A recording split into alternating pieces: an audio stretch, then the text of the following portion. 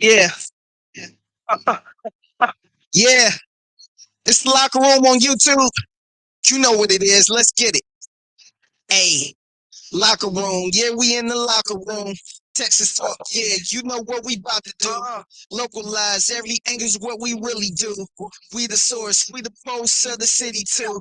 Landlocked, got the game in the headlock. Localize every time. Can't stop, won't stop.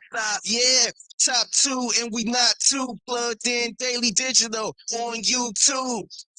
We got taste for days, opinions to give, we got takeaways. Welcome to the locker room, the number one source for Texans daily digital content. I'm Landry Locker. You can hear me Monday through Friday, 10 to 2 on Sports Radio 610 and the Odyssey app. I need everyone to subscribe.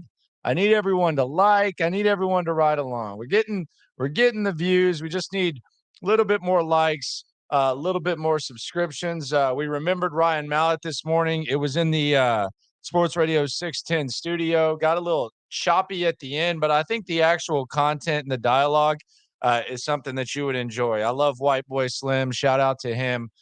Shout out to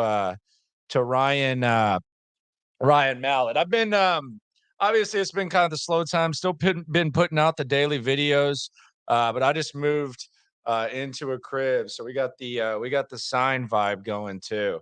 It's actually a pretty sick sign. If you see right here, see I can actually turn it on.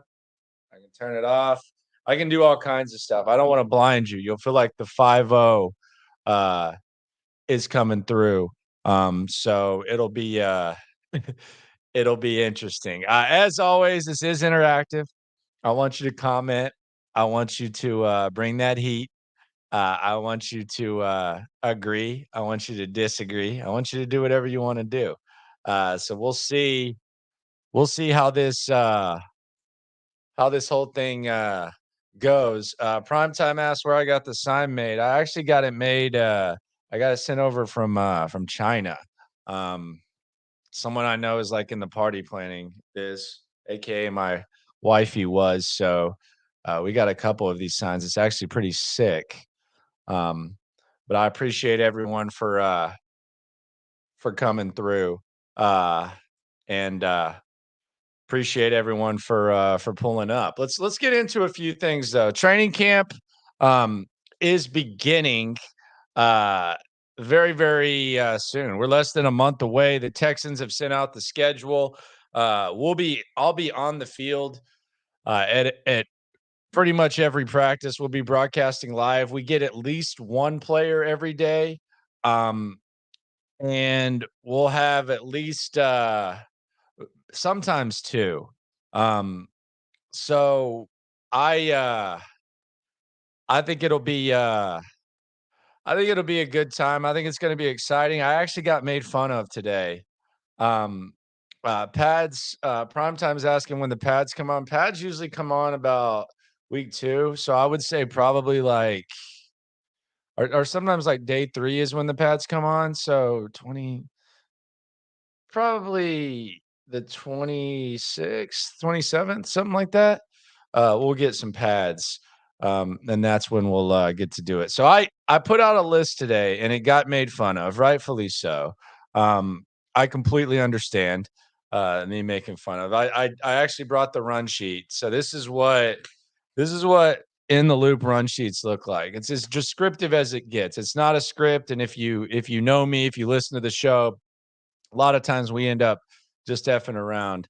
But this was the script. So this is the audio. Figgy plays the audio.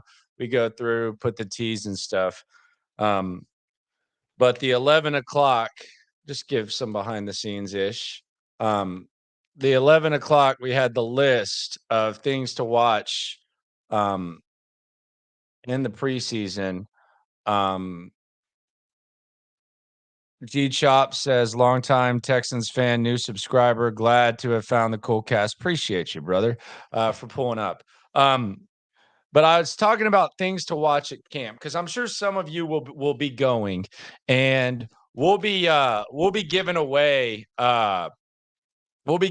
tickets to go to camp. And if you're at camp, come get at me, man. Like I don't know what section we're going to be in. I think Vandermeer is meeting with our boss this week, or I think next week, to figure out where we're going to be.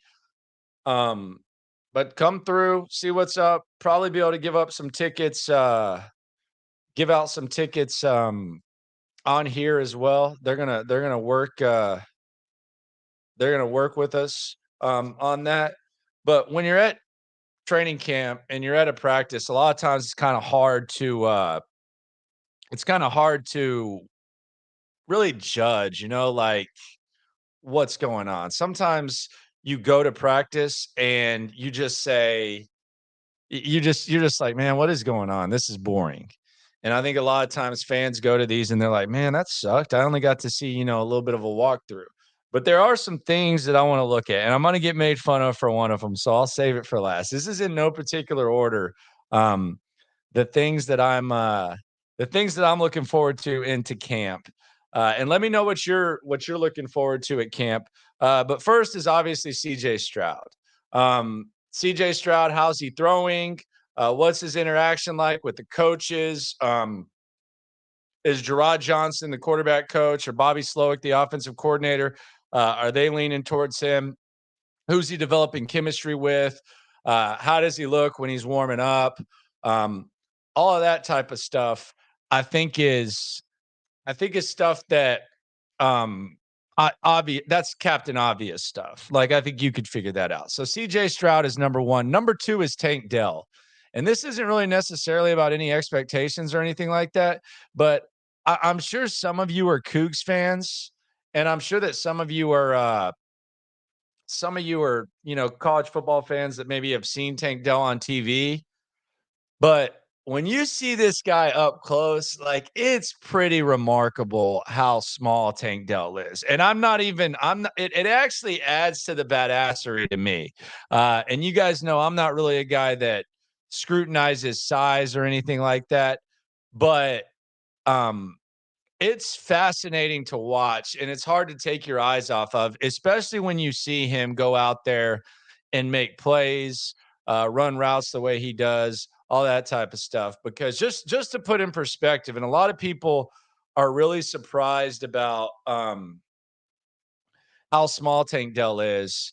Tank Dell is like 2 inches and 30 pounds smaller than Bryce Young. And you guys know very well, and we'll get to Bryce Young here. It's not going to be like a whole show. It's just something to bring up. But what's up, Abel? Appreciate you, brother. Good to see you, my friend. But when you see it, it's pretty wild. When you think about, they wouldn't even be. Brandon Scott said this best. Like, they wouldn't even wrestle in the same weight class. That's how small Tank Dell is. So it's just something to watch. I don't think it'll be interesting to see how he balls. He obviously led the league in the nation in receiving yards or whatever, second in catches, whatever the hell it was. But it's just interesting to see if you're out there looking at Tank Dell. Number three is Will Anderson in one-on-one drills. A lot of times, especially when there's not pads on, you're not seeing it. But when the pads come on, and Brown Chubby Bear mentioned it, what the O-line looks like when the pads come on, that's when it gets best. The Will Anderson one-on-one drills, whether it's against Laramie Tunsil, whether it's against Titus Howard, I think that is going to be interesting. Mr. Hyde talking about Tank Dell getting hit by 250-pound linebackers. Yeah, that's probably not going to be great. Cebu talking about using him the right way. I don't know if he's Tyreek Hill. He's not as fast. He's not as thick. I mean, he is a little dude. But we'll see. We'll see how great Tank is. But Will Anderson in one-on-one drills. Next one, just DeMeco, just the location of the head coach. How's he interacting with the defense? I think it's going to be it's going to be most of the fans' first time of seeing DeMeco Ryans as a head coach. The guy that you looked at as one of the leaders of the squad. What he looks like as a head coach. You got to be looking at that. Stingley versus whoever. Derek Stingley is a very, very fun guy to watch in practice. I don't know who he's going to be going toe to toe with the most. I mean, or who's going to challenge him. But whenever Derek Stingley's doing a one-on-one drill, it's a must watch. John Mechie, next thing, we don't know what Mechie looks like. We don't know how much he's going to be involved. We don't know if he's going to be running with the ones immediately or if he's going to have to compete. So John Mechie is the next thing to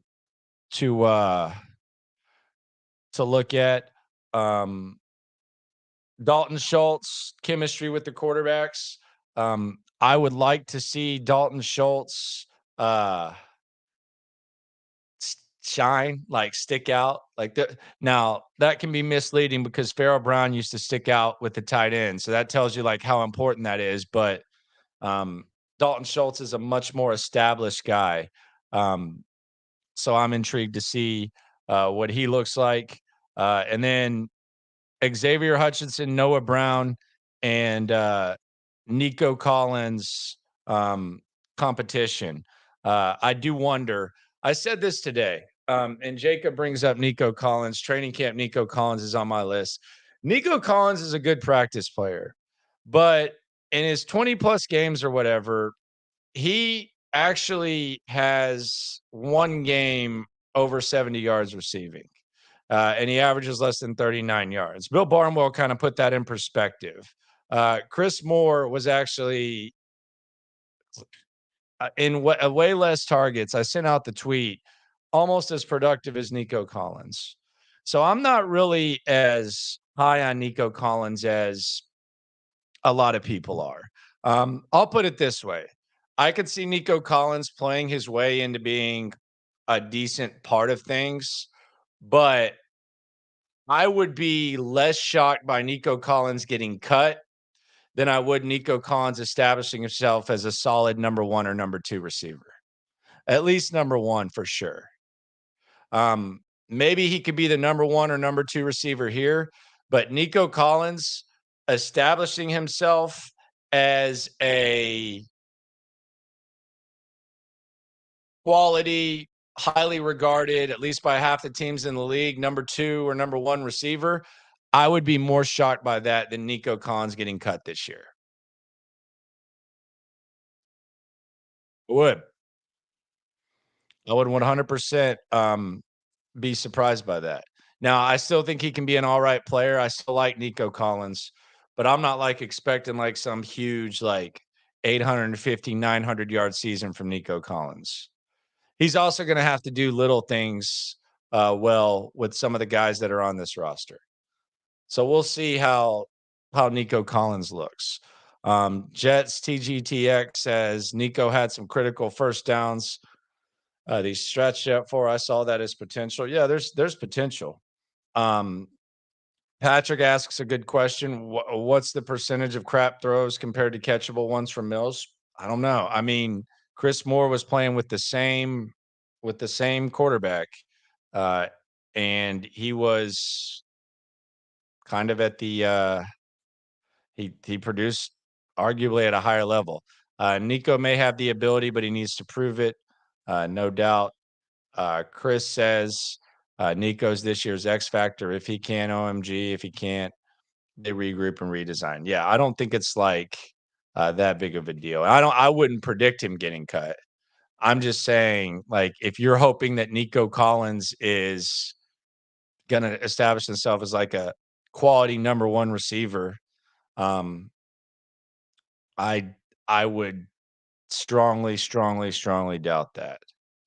Strongly doubt that. I am interested in Amari Rodgers, which is brought up there. Final thing I said I was interested in. This is what I got made fun of for.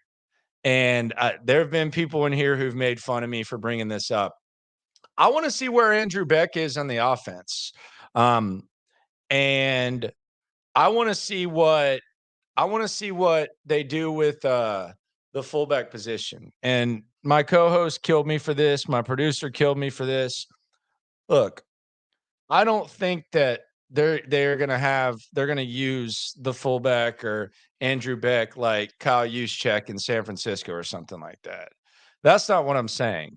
There's a couple of things that I do know though, and I think you know this too. Um, I I was interested that Andrew Beck was signed to a 2-year, $4 or $5 million deal. And Karras is saying, Buddy said Andrew Beck. I did. I get it. It's funny. But if you listen to the actual reasoning, I don't think it's as funny as many people think. He can line up at tight end. He can line up at fullback. He's a better lead blocker than what Troy Harrison is. And I like Troy Harrison. He's only been playing the position for 1 year.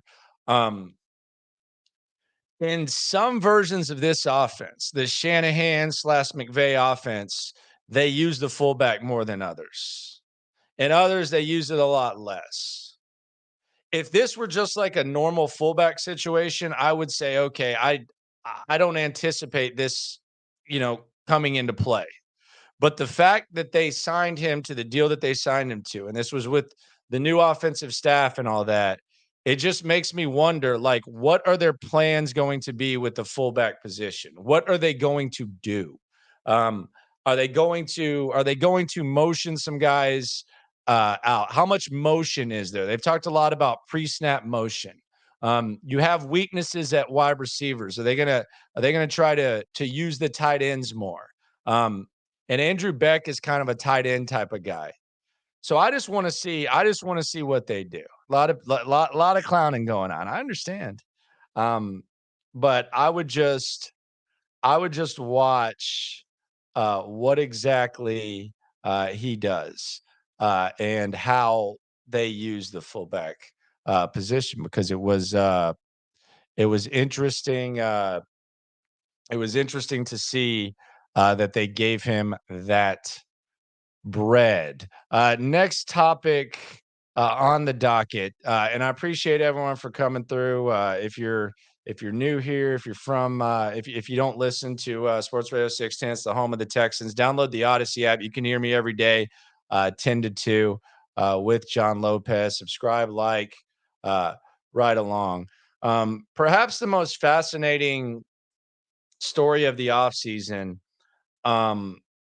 was the Steven Nelson situation that's going on right now.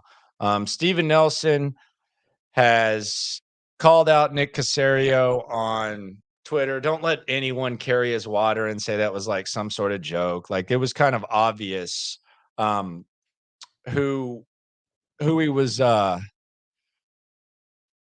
talking about. He's been talking about getting an extension since Tunsil got his. I'm really confused by the Steven Nelson thing because, for one, I don't think he outperformed his contract. I was going to have Texans Cap on today and have Texans Cap kind of explain how he outperformed his contract, but he's busy and he's doing something. Pro Football Focus has him ranked as, I think, 41st or 42nd best cornerback last year. And I actually think those numbers are skewed. I think the Texans DB numbers are skewed. I keep hearing people bring up the whole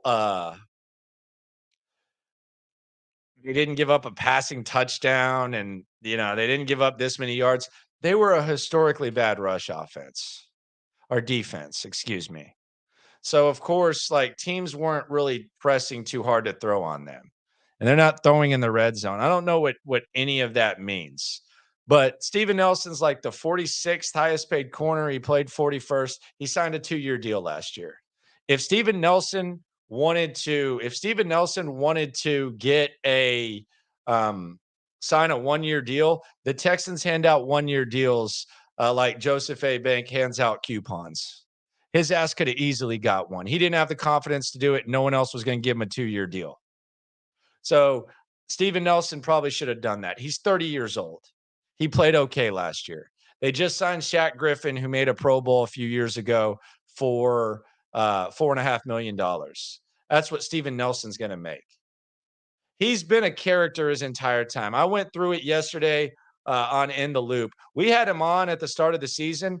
John Lopez, my co-host, asked him about always being the underdog and embracing the underdog role, and he acted like he was disrespected by Lopez saying that. Like Lopez just randomly called him an underdog. Here's the problem. If you go back and look at his internet history, he's talked about himself being the underdog for over a decade. He's talked about himself being an underdog for over a decade.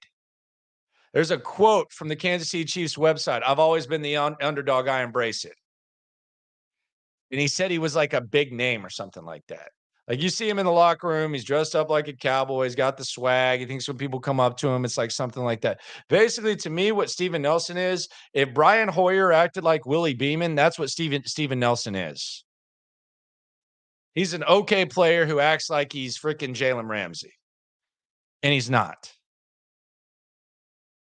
This is the question that I have with the Steven Nelson thing. My thing about Steven Nelson is this.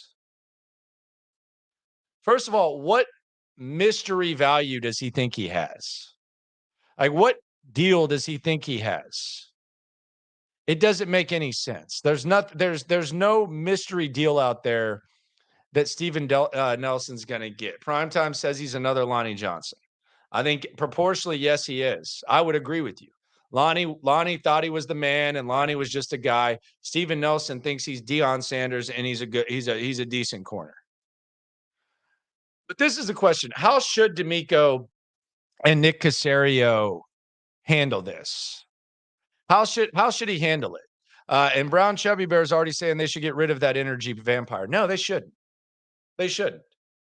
Because at this point, I think Steven Nelson thinks that this is the Texans of the last few years. And there's like some sort of low-hanging fruit where when you call out the Texans, everyone's going to back you and everyone's going to sit there and, be on your side. Rightfully so. Rightfully so. Let me make that clear. Rightfully so. I didn't blame Deshaun Watson for wanting to leave. Brandon Cooks was a weirdo who was attached to Jack Easterby. By the way, he and Steven Nelson are college teammates. But Steven Nelson's going to learn real quick. This isn't the Texans of the last couple of years. Texans have some respect nationally. They just hired a coach that everyone wanted to hire throughout the process for a reason. The ownership seems to have found a groove, and there seems to be a different structure. Nick Caserio seems to have found his groove. The caliber of free agents is better. So Steven Nelson's actually kind of making a fool of himself. I mean, there's a reason that even Pro Football Talk isn't picking this up because it's a joke. Like, it's not like a big story. But as far as like let Steven Nelson go, I wouldn't do that, quite honestly. And I know he just signed Mulligetta as an agent. Mulligetta's not stupid. Like Mulligetta can make power plays with Buda Baker or Jalen Ramsey or Deshaun Watson. Mulligetta's probably laughing at this. He's probably laughing at this as much as anyone.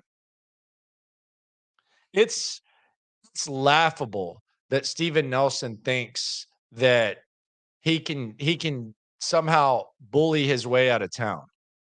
If I'm the Texans, I'm petty though. You're coming to camp, buddy. You're fifth string, and you know what? If we cut you, it's going to be last second. It's going to be last second. You can cut your ass at the last second. Because I don't even think your ass could get a trade. Like if someone was going to trade for Steven Nelson, do you think they're going to give him a different deal? Like, do you think on the open market, Steven Nelson's going to get more than Shaq Griffin? And that's the thing that I think is funny about this. He outplayed his contract last year. He was the top 50 corner. He signed a 2-year deal. Why'd he do that? He took the highest deal possible. On the open market, he's not getting more than that. I'm all about players trying to get theirs. I'm all about it. Hell, I'm the one person in town that said, I understand why Deshaun Watson wants out. I didn't anticipate him getting another contract, but more power to him. Someone was willing to do that. Hell, teams with the Deshaun had how many ever sexual assault cases, and teams still wanted to trade for his ass. And the team that won wanted to give him a guaranteed contract. That's an outlier that teams don't even go with. So I get it. Like, I'm not pro organization. Y'all know that. When they deserve to be crapped on, they deserve to be crapped on. But Steven Nelson's hilarious. He's Brian Hoyer with the Willie Beeman attitude. It's funny, actually. And I don't know what he thinks he's doing and what he's going to do. And I don't know what better situation he thinks he's going to find. But it's laughable. But if you would have heard him, and I'll play it tomorrow, we'll probably play it like 10:20. Adam Spillane's going to be in for Lopez. If if uh if you were kind of confused by this, just wait till you hear Steven Nelson. I mean, he basically acted surprised he was called the underdog when he's the one who's been saying it the whole time. Chandler Wasson says more like Epstein Island instead of Nelson Island. Good Lord. Good Lord. All right. So Brown Chubby Bear says 29th. I saw 42nd. But I don't know what he thinks, but if he thinks that DeMeco Ryans is just going to get punked, and if he thinks people are going to back that up, he's got another thing coming. Because DeMeco Ryans brings credibility, and the front office is a lot different. So this isn't the low-hanging fruit that I think he's grabbing. I think it's hilarious. I think it's goofy. And I think it's funny when I read, I think it was A-Dub who said, like, he outperformed his contract. Cap said it too, but Cap can't even explain how they measure that. It's if there's outperforming your contract at certain positions, and some positions are easier to grade than others. But corner, there's so many variables. It can be so it can be so misleading. And if you acknowledge that he's not going to get that on the open field, how did he outperform it? Doesn't make sense. Caserio's not stupid enough to give this guy a raise. Quite frankly, I think there was a chance that he was going to get beat out by Shaq Griffin. But we'll see what happens. He's making a fool of himself, though. But we'll see what goes on with the Steven Nelson thing. I think it's a weird situation. Other news when it comes to the Texans, JJ Watt, the GOAT, best player in Texans franchise history. Now y'all can have your Andre Johnson, JJ Watt debates there. One of the GOATs. How about that? I don't want to start any fights. It's late. New scene, new vibe. JJ Watt is going to work for CBS. And I wonder this. Yeah, he said CVS.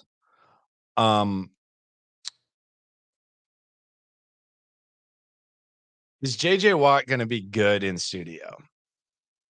Is JJ Watt going to be good in studio? That is something that I wonder.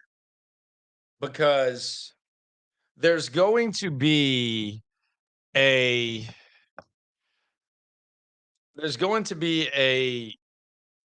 growing pain period for JJ. There's going to be a pretty close to the league feel for him. And a lot of times players have trouble criticizing and analyzing other players when they were just their peers not too long ago. I saw the JJ Watt uh I saw the JJ Watt critique about viral rookie videos or whatever, and I was like, man, that was weak. I actually had a back and forth with him on it. I hope that's not where we're going to get from JJ Watt, where it's just soft player stuff and um, afraid to kind of criticize.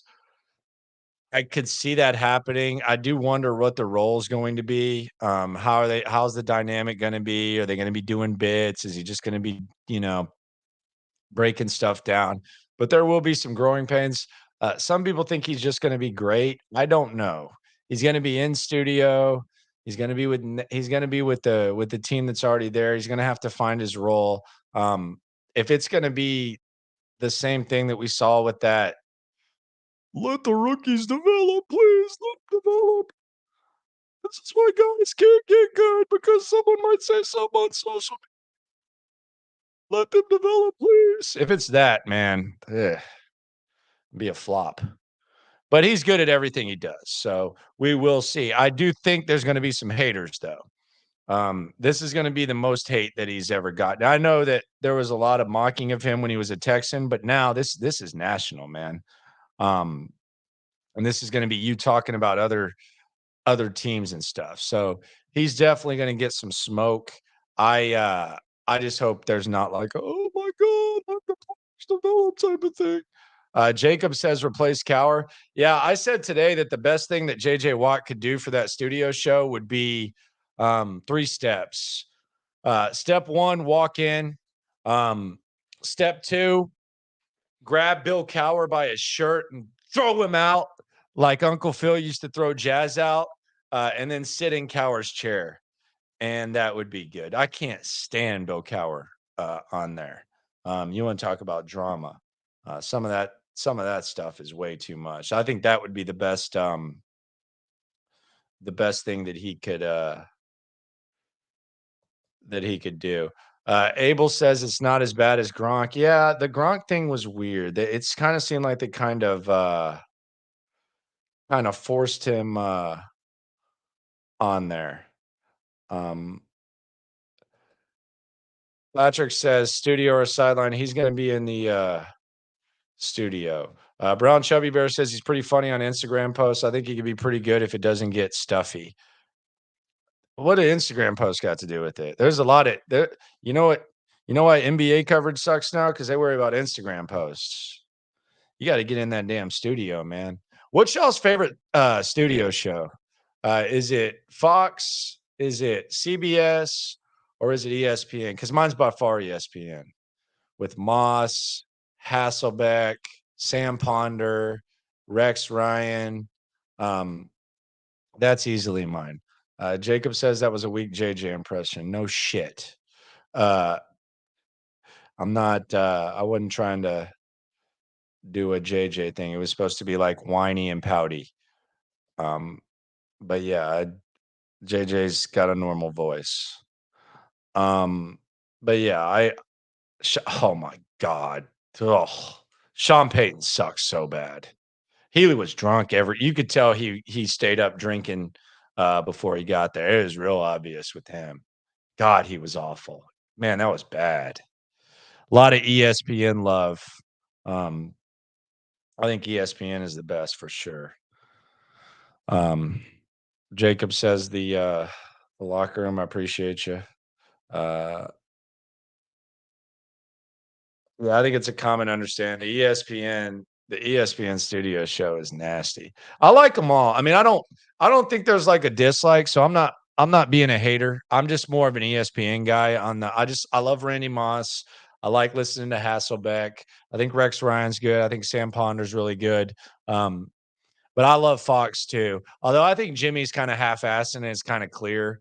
They just let Jimmy show up, once a week. Sometimes he'll give you some good shtick. But I think that dynamic is the best. I think Strahan's amazing. Terry and Howie are great. But I kind of, I don't hate any of them.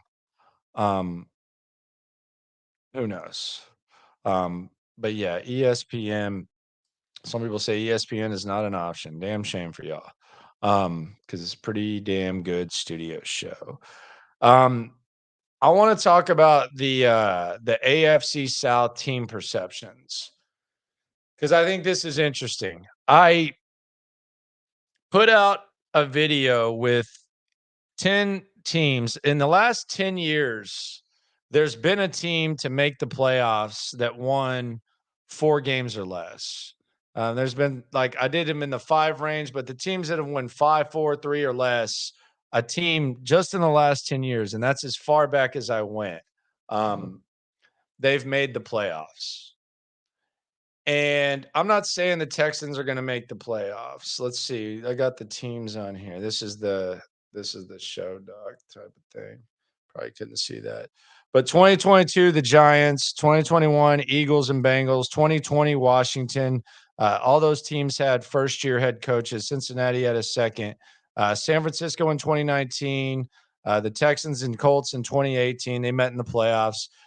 Jags in 2017, Rams that same year, Dallas in 2016, Washington in 2015. Jets missed the playoffs. They went from 4-10 that year. Carolina got in at 7-8-1. Texans missed the playoffs, but went 9-7 from 2-14. And then Kansas City 11-5 from 2-14. A lot of those teams had first-year head coaches. And I'm not saying that the Texans are going to make the playoffs, but I'm saying that there's going to be a team that won 4 or 5 games last year, multiple teams that are going to make the playoffs. Maybe it's going to be the Rams because they had all the injuries.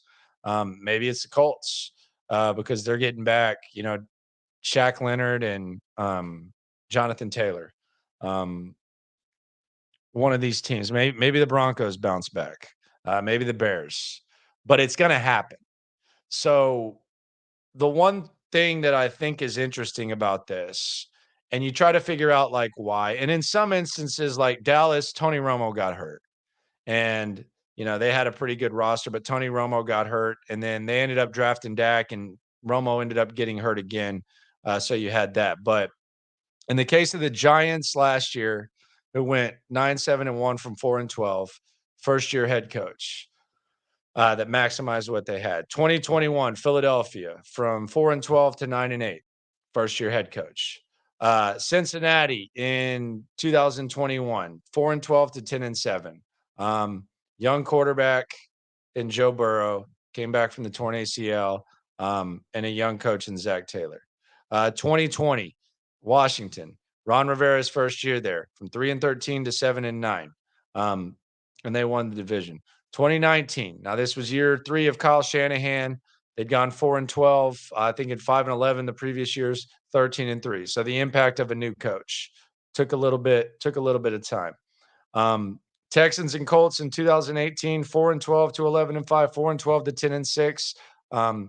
The return of Andrew Luck, Frank Reich, young head coach, you guessed it, and then Deshaun Watson, first full year as a starter. 2017 Jags, 3-13 to 10-6, really just kind of defense. Rams that same year, 4-12 to 11-5, young head coach, maximizing the quarterback. Sean McVay. 2016, we already talked about that. Cowboys, kind of misleading. 2015 Washington, that was the Kirk Cousins year. That was kind of that type of impact. And then the 2013 was Andy Reid. Chiefs drafted at the top of the draft, and then Andy Reid. So it's going to happen to someone. Might not be the Texans, but it's going to happen to someone. I do find I think that I don't want to generalize, but there are perceptions. I do feel like the perceptions of the teams in the AFC South is wrong with every single one, except maybe the Texans, because it seems like people are a little bit higher on the Texans than like Las Vegas. I feel like people are thinking, Texas could be a 6 or 7 win team, which is about right. I mean, it could go really well, but that's fair. Like if you're saying that, that's fair. I think the Jags are way overrated. I think the Jags being treated as if there's some team that's just going to run away with the division is weird. We saw him play last year. As good as Trevor Lawrence was in that first playoff game, he's the worst quarterback I've ever seen in the first half. So that guy still exists. And if Ryan Tannehill hadn't gotten hurt, they wouldn't have won the division. So this notion that they're going to run away with the division, I think, is weird. Tennessee, look, I don't think Tennessee has a high ceiling. Like, I don't think there's much potential to make some sort of run. Hell, when they were the 1 seed a few years ago, nobody even thought they had a chance to be AFC champs. So even when their ceiling was as high as it could be, it really wasn't that high. I don't think they have a high ceiling. I don't think they have a long-term plan. I think they have a good coach, and they scrap their asses off. But I think just dismissing Tennessee as if they don't have a chance to compete for the division is strange. Yeah, they got Will Levis. They're not in a hurry to put Will Levis on the field. I mean, if they go 1-7 or something like that, maybe so. I'm not saying they're going to be good, but I mean, would it be the most surprising thing in the world for the team with, I think, the best player in the division, Jeffrey Simmons, Ryan Tannehill, who's done a good job of game managing, and maybe Derrick Henry doing their thing, like finds a way to win the AFC South? Is that crazy? I don't think so. I mean, they would have won it last year. What would we be saying this year? Like, that's the other thing. Like, sometimes you got to take a step back and realize what went down. Like, what would we be saying, or what would the national folks be saying if Ryan Tannehill never gets hurt? Tennessee's still a mediocre-ish football team, but they find a way to win one more game and they win the division, and Jacksonville misses the playoffs. And Jacksonville never even has a chance to win that fluke-ass playoff game against the Chargers, where Trevor Lawrence looked piss poor in the first half. I think they 4 or 5 picks, and then they won. And then they battled with the Kansas City Chiefs when Patrick Mahomes had one leg. I mean, I keep hearing, well, they almost beat the Chiefs. Did you see number 15 not being able to walk? Did you see that? Because that's what happened. I know they had a chance to cut it to one possession, but they fumbled. What will we be saying? The Colts, I don't think the Colts are great, but I don't like Anthony Richardson. You talk about like upbringing and stuff and like situations that quarterbacks are in. They got a new coach. They're getting back one of the best running backs in football. They're getting back perhaps one of the best linebackers in football. They're not a top 5 bad team. They just had ass quarterback play last year. And then their owner decided to hire some guy from ESPN.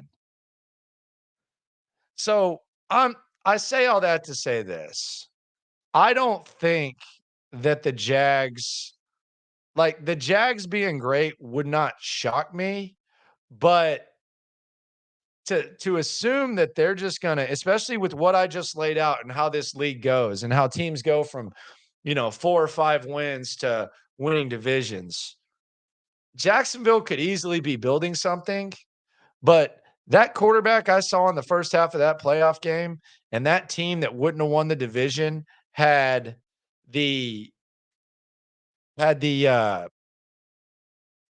quarterback not gotten hurt. To say that they're going to win the division by 4 games, what did Vegas have them at 11 at one point, and then everybody else was at like 7? You're telling me the Jags are going to win the division by 4 games? Come on. Maybe so, but I don't think that's going to happen. All of these teams could be bad. I think Jacksonville is the best team. If you put a gun to my head, I would pick Jacksonville. But would I be shocked? No. I bet John McClain $100. We shook on it $100. I got the field. He took Jacksonville. I got the field. So $100. If another team wins the division, I'm taking another $100 from McClain. I think I've already taken 200. So we'll see. I'll take the field all day. Brown Chubby Bear, how much do you think the Jags losing? You're talking about Robinson getting hurt affects their projected win total.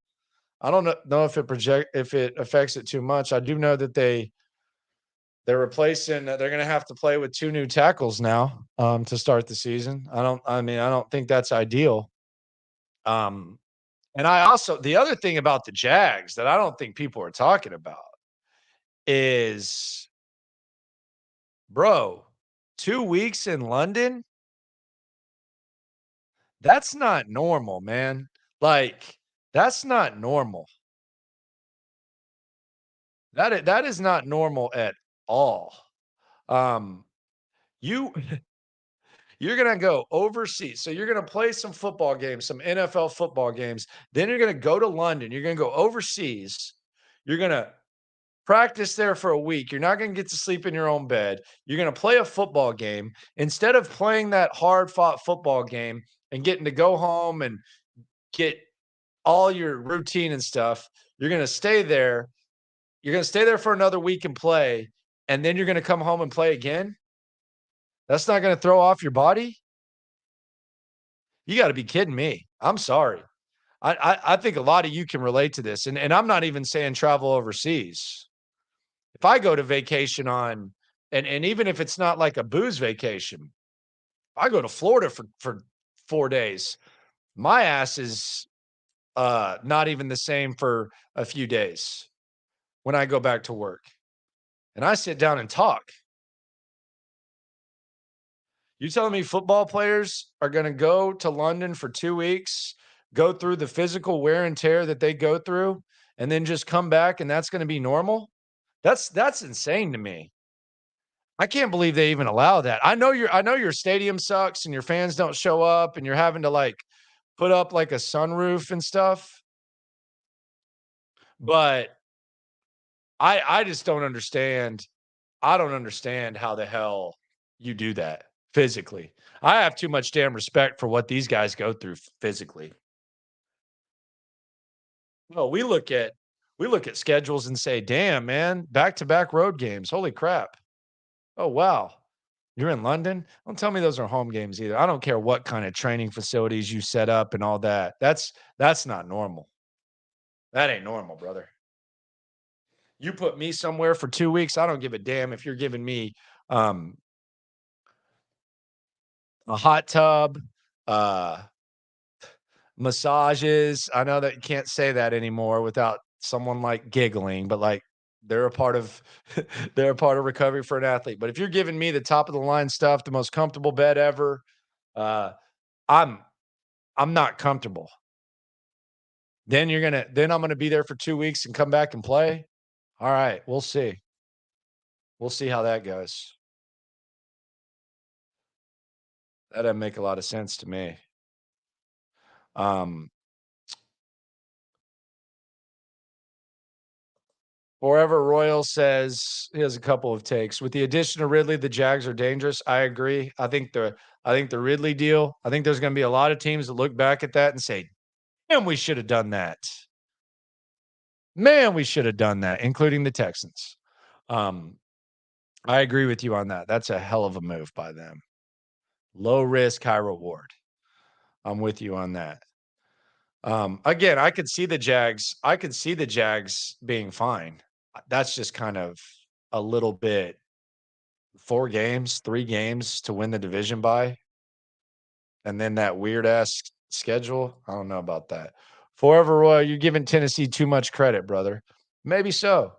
I just know that had Ryan Tannehill not gotten hurt last year, they would have won the division. And I just know that Derrick Henry has been dismissed time after time after time. And I think Mike Vrabel's a scrappy ass coach. Um, says Anthony Richardson going to ball out. I don't know that he's going to have to, but I definitely don't think he's going to ball out. I think accuracy is going to be a problem for him. Um, but I do think it's possible that with what he has around him, he might not have to. He might have a good rookie year, but I think he'll slowly fall off, and he might not be that good to begin with on the rookie year. We'll see. You can mark that and quote me on that. Ronald asks, are the Ravens already counting week 1 as a victory overlooking the Texans? I don't know, but they're going to have a new offense. So that'll be interesting to see what they do there. I just think the perceptions of the AFC South are a little bit off. So the Carolina Panthers, they have a web series going on, and the Carolina Panthers, they confirmed that the Texans were going to trade up to 1. They were then going to trade up to 2, but they said that the deal fell through. Couple of things here. We don't have to get into the Bryce CJ stuff. We wore our asses off there. Our asses out there. But a couple of things there. Number 1, what do you think the deal was for? What do you think that Carolina was asking for the Texans to move 1 spot? I mean, keep in mind that they already were going to trade with the Bears as well. Are trade with the Bears, and the Bears were going to trade with Carolina as well. So they still probably would have got a pretty nice chunk in haul from the Bears. What do you think they wanted from the Texans? You think they wanted a 1? Because 12 would have been ridiculous for 1 spot. Chicago, I think, traded a 3 to move 1 spot to draft Trubisky. You think they wanted the 2nd?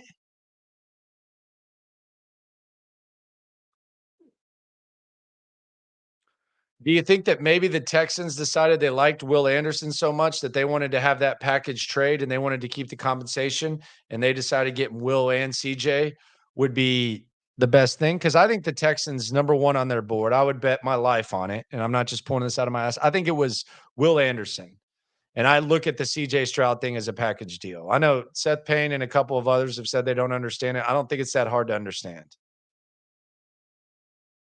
You set up the deal for Will Anderson. You lower the trade value that Arizona can get by taking the top two quarterbacks off the board. The deal's already agreed to. You saw Monty Ossenfort call him, and you trade. You get the Will Anderson and you get CJ Stroud. Maybe the maybe the hangup was that the Texans decided, we can get both Will and CJ instead of just trading up and getting Bryce, and we can save those picks. Who knows? It's just interesting. And it's interesting when you see Carolina say that. Um, it's a pretty cool. It's a pretty cool web series. Michael says, "I don't get how people don't understand that. It's maddening. It's actually kind of weird that people don't get that. Um, it's very strange um, that would happen. That you would not understand that if you want Will Anderson, you've already talked to Monty Austin for it. The Cardinals are trading back. The Cardinals aren't going to get the value with the top two quarterbacks back. You've already talked to him. The deal's already set up. You saw it. It was there. So who knows? Blue Boy 9 says, after looking at Bryce under center, I think we came out on tap. I just don't see him being successful that long. See, I don't know. I will say those pictures were pretty crazy though. I'm not, and y'all know me. I've made it clear. I still think Bryce is the dude, but those pictures were pretty effing nuts. They were pretty wild. Someone photoshopped those or what?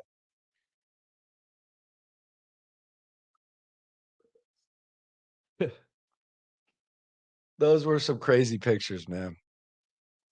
Carolina fans even had to be sitting there like, damn.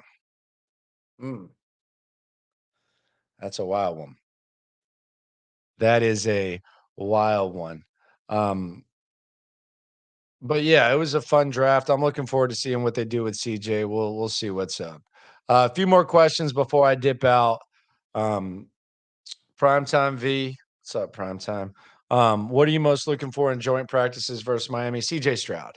Um, DeMeco said this. Caserio said this.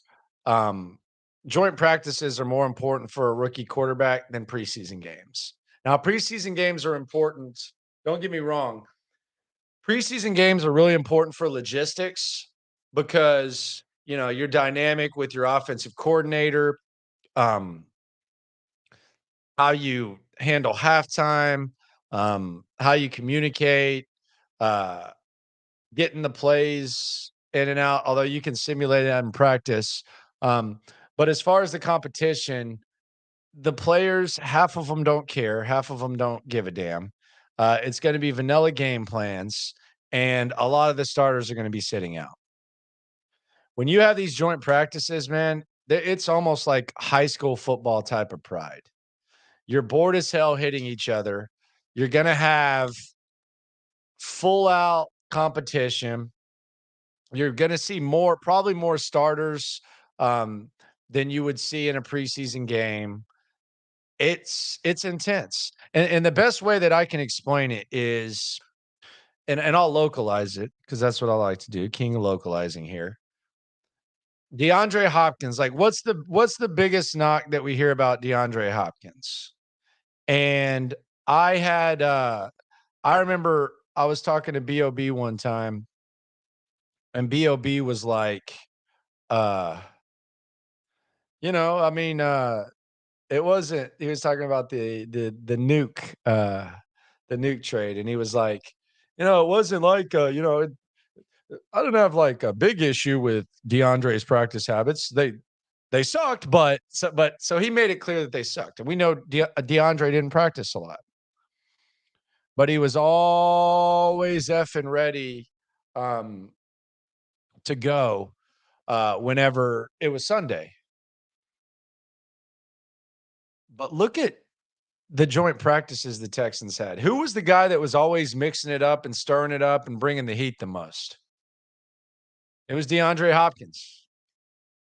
DeAndre Hopkins getting into it with Jimmy Ward. DeAndre Hopkins getting into it with D'Angelo Hall. DeAndre Hopkins out there talking crap. Those joint practices are intense. So we got to see how CJ looks in those joint practices. That's really it.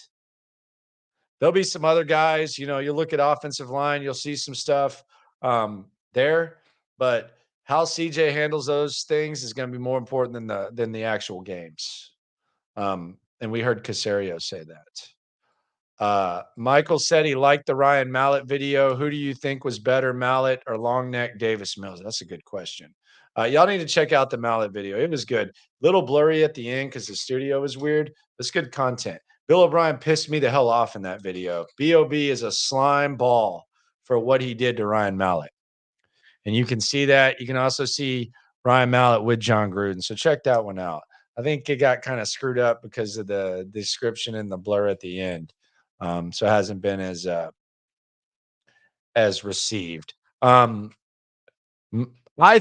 think Davis Mills or Ryan Mallett. God. I mean, is it too early to say that? Like Davis Mills has only played 2 years. I mean, if he hangs around the NFL a little bit longer, I don't know. But as far as most talented, Ryan Mallett was a legend. And I do wonder, like, if he would have had a different coach instead of B.O.B., that could maybe try to understand him instead of trying to trick him and be a jackass, then maybe he could have been better. Davis hasn't had the best coaches either. So we'll see how that goes. Brown Chevy Bear has a couple. Who will be the starting Mike? Kirko, Pyramid, or Toe? I don't know. Caserio seems to like Henry. Hopefully it's not Kirko. Been just kind of tired of watching him, but who knows? Maybe we see him. Nice guy. Real stand-up dude, that Kirko. He's kind of over it. Brown Chubby Bear says, I'm happier with CJ than Bryce. AR was my number 1. CJ was my number 2. We got lucky. Yeah, you wanted every quarterback there was, though. Let's be honest. You wanted Lamar. Who else did you want? You wanted all of them. BCB. BCB wants every player that's a free agent. It doesn't matter. You could have Russell Wilson demand a trade tomorrow, and my man BCB would be saying, hey, Russell Wilson to the Texans. What are we gonna do? I'm on with BCB, by the way, next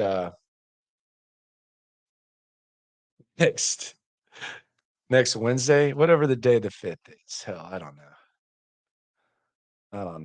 We'll see. Appreciate everyone for coming through, man. Do me a favor, if you don't mind. Go ahead and subscribe. Most of you are already subscribed. If you're not, trust me. Number 1 source, Texans daily digital content. Also, talk to the players at every practice. We get the guests. Going to start getting guests on here too. So be on the lookout for that. But there's no days off here. We cover this squad best we can. This is considered the downtime, and by we I say me and the people that I have on here. Only going to get better. Got the new studio now. Appreciate everyone for rolling through.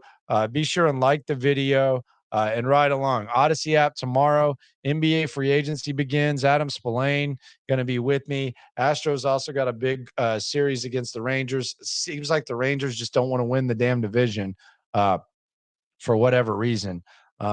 So we'll see how that goes.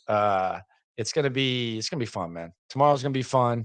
If you want to get the Steven Nelson 1020, I'll revisit the goofiness of Steven Nelson. I'm interested to hear what Spo's got to say about that. But I appreciate everyone for rolling through. Subscribe, like, ride along. No matter what happens, folks, when it comes to this Texans game, we are all in this together. Have a good one. You know what it is. Let's get it.